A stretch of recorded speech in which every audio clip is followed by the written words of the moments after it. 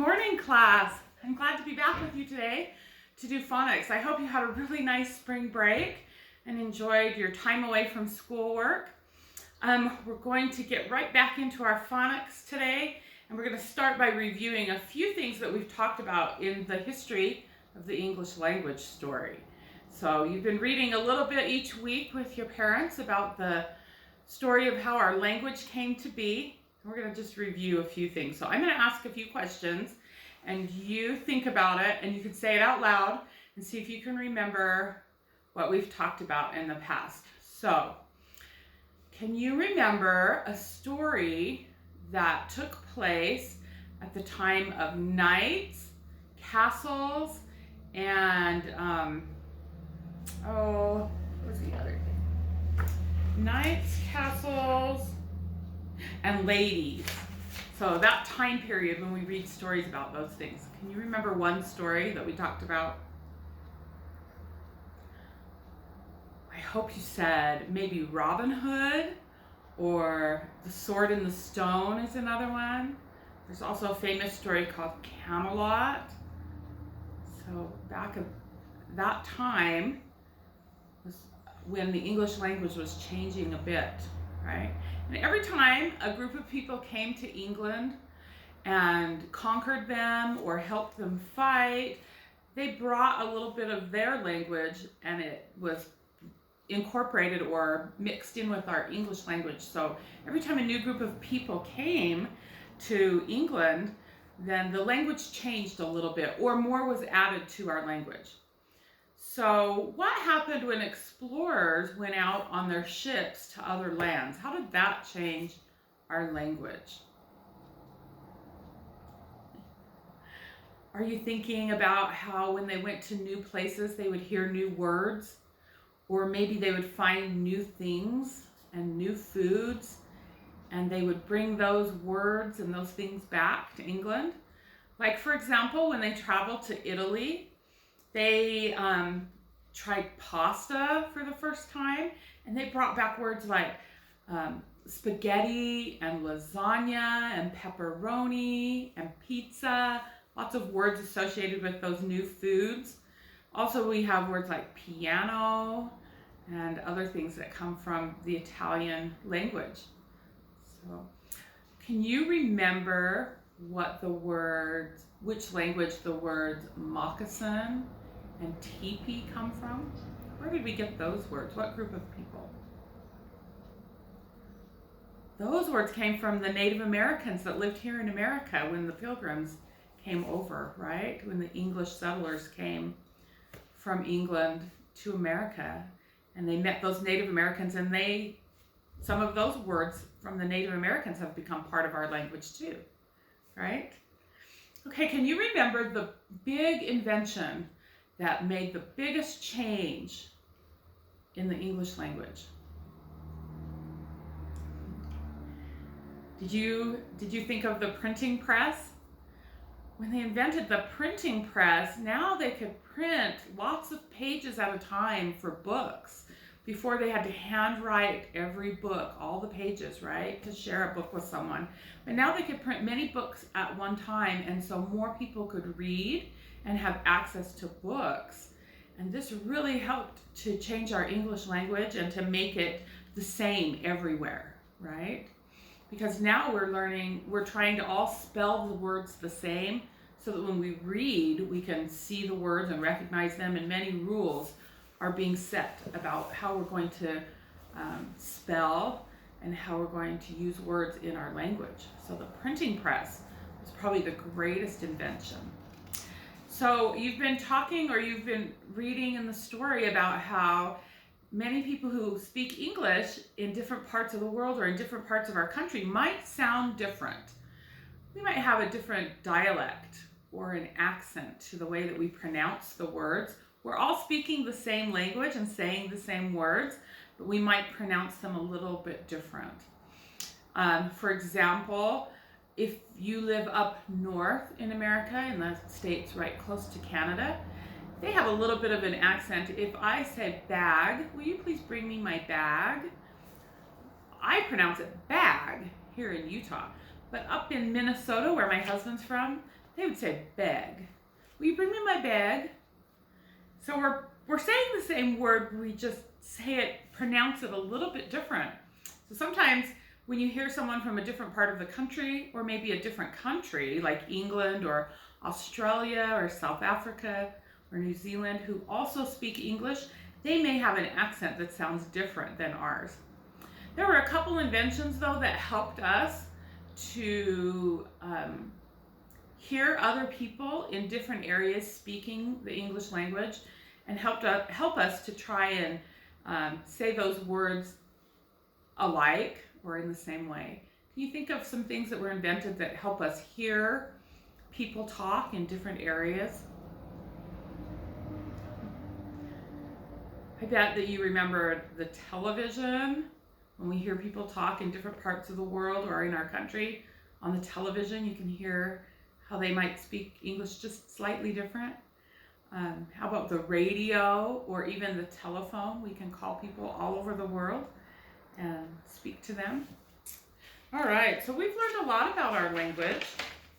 And we're going to continue on with our story for just a few more weeks. We're almost finished with our phonics book. Let's go ahead now and review our flashcards. It's been a few weeks, well, a week and a half since we've had class. And we're going to go ahead and do our picture cards together. So on our picture cards, we're going to say final stable syllable, T-U-R-E. Okay, so we're just going to say what each group of letters are. Okay. Diphthong, O-I. Quadrigraph, E-I-G-H. Digraph, E-I. Digraph, I-E. A, remember A says 4 sounds. Do you remember the 4 sounds? It says its name, A. It says a short sound, A. It says aw, like in wallet. And it also says like a schwa sound in banana. All right. Final stable syllable, T-I-O-U-S. Remember that's shus. Final stable syllable, C-I-O-U-S. Shus. Digraph, U-E. Digraph, E-Y. Digraph, A-U. Digraph, E-W. Final stable syllable, S-I-O-N. Remember it says shun and jeune. Digraph, A-W. Digraph, O-A. Final stable syllable, T-I-O-N. Also says shun. Trigraph, D-G-E. G says j. Trigraph, T-C-H. Trigraph, I-G-H. Digraph, A-Y. Digraph, A-I. Diphthong, digraph, O-W. Remember it says ow as in cow and O as in bow. Diphthong, digraph, O-U. Ghost letter, W-R. Ghost letter, G-N. Ghost letter, K-N. Digraph, E-A. Digraph, P-H. Digraph, N-G. Y is a vowel. Digraph, E-E. Digraph, C-H. Digraph, T-H. Final stable syllable, F-L-E. Final stable syllable, T-L-E. Final stable syllable, G-L-E. Final stable syllable, P-L-E. Combination, I-R. U consonant sneaky E. Combination, U-R. Combination, O-R. Digraph, C-K. Final stable syllable BLE. Combination AR. I consonant sneaky E. Final stable syllable DLE. Combination QU. Combination WH. A consonant sneaky E. O consonant sneaky E. E consonant sneaky E. Digraph OO. S says Z. Combination ER. Digraph SH. And diphthong OY. Okay, very good. Let's go ahead and go through our letter cards. Excuse me. Let's see how quickly we can do those. All right.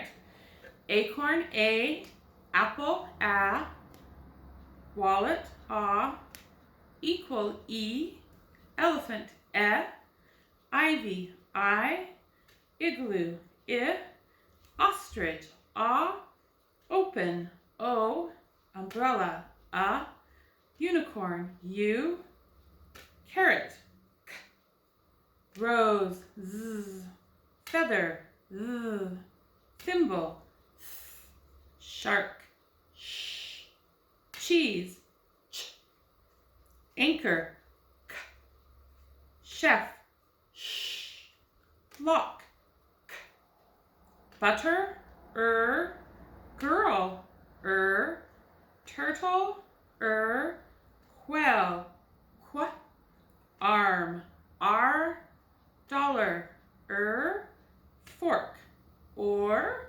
doctor worm whale wh, cake A, breathe E, dime I, hose O, cube U, hook tooth sheep E, bubble bowl, candle dull, staple hole, bottle toll, ruffle full, cry I, candy E, ring ng, phone f, steak A, thread E, gnat wreath knot lotion shun, giraffe j, hay A, rain A, patch ch, oops, boy oil oi, bow o, circle s, mouse ow, cow ow, leaf E, bridge j, soup oo, soap o, glue oo, key E, cashew oo, television jun, mansion shun, sponge a, straw a, faucet a, banana a, delicious shus, nutritious shus, veil e, receipt E, yield E, high I, sleigh A, picture chur, and I dropped one, light I. Okay, good job. Let's go ahead and talk about our new learning today. So I'm going to say 3 words, and I want you to listen for the sound that's the same in these 3 words. Okay, the words are pre-cook, pre-mix, and preheat. So I bet you could hear those sounds that were the same. Let's see what letters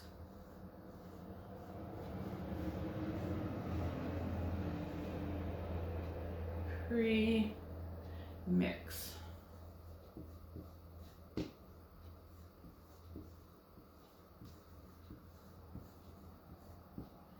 Preheat. Okay, what letters do you see that are making that pre sound? P-R-E, right? Okay. Now, P-R-E, these letters are what we call a prefix. So a prefix is kind of like a suffix, but it comes at the beginning of a word instead of at the end. So if we cover up pre, do we have a root word? We have cook, mix, and heat, right? So pre is a prefix. Pre means before. So prefix means before the root word. Pre-cook means that you are going to cook something before you cook it again. So you might pre-cook the meat that you're going to put into your spaghetti sauce. So you're going to cook the meat first or before, and then you're going to cook it again when you mix it in with the tomatoes and the sauce. Pre-cook. Pre-mix is the same. We're going to pre-mix the eggs before we add them into the recipe. So we're going to do it before. Preheat. When we make cookies or bake something in the oven, we turn the oven on before we cook to get it all heated up and warm, and that's preheating, right? To preheat your oven. So pre means before. I'm going to give you 2 other suffixes we're going to talk about.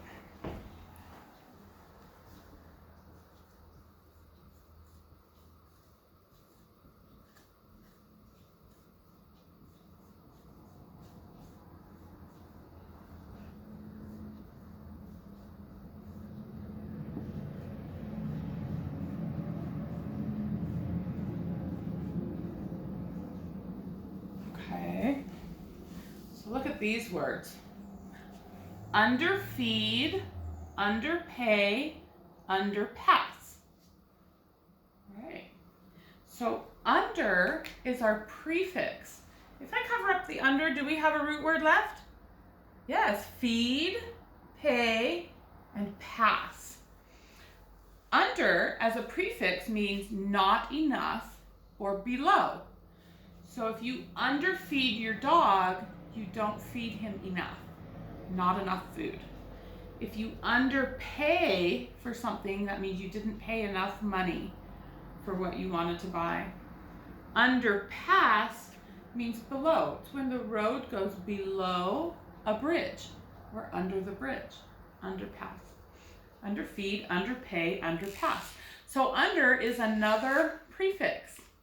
Okay, and we're going to learn one more prefix today.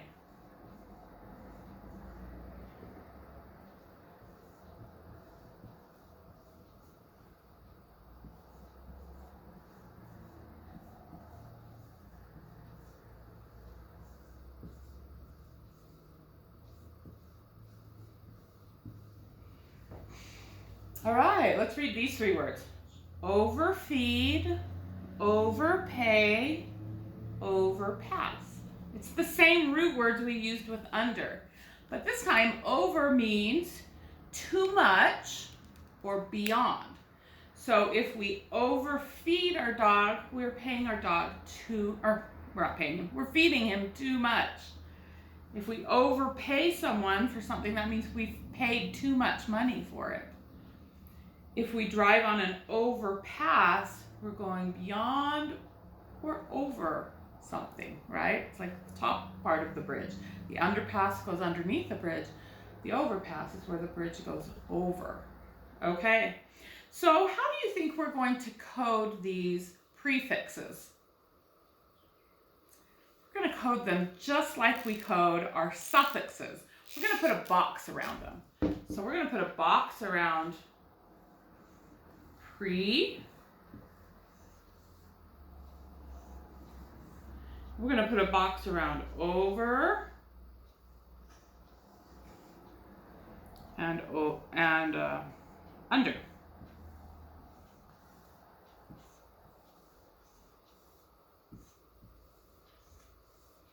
Okay.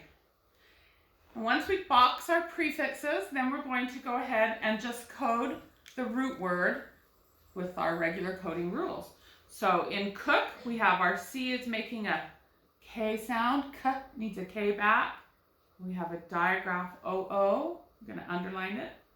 Pre-mix, the I is saying it. All right.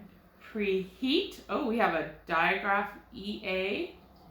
Do we need both of those vowels to make the E sound in heat?